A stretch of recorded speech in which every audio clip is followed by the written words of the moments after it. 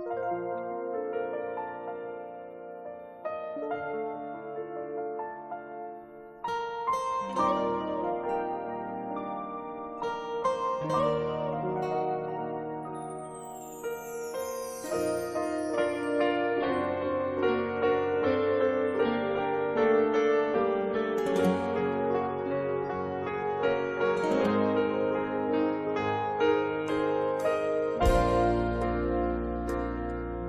the worries of the past cloud my memory, and daily stresses fill me with despair, that's when I turn in faith to God's amazing grace.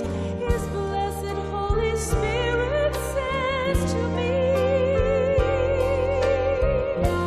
hold on to hope, hold on to Jesus, hold on to faith, Hold on to Christ. Hold to the promises of God, the source of all your strength. Hold on to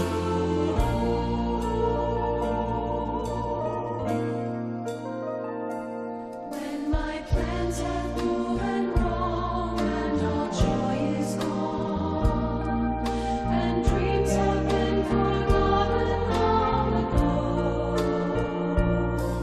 That's when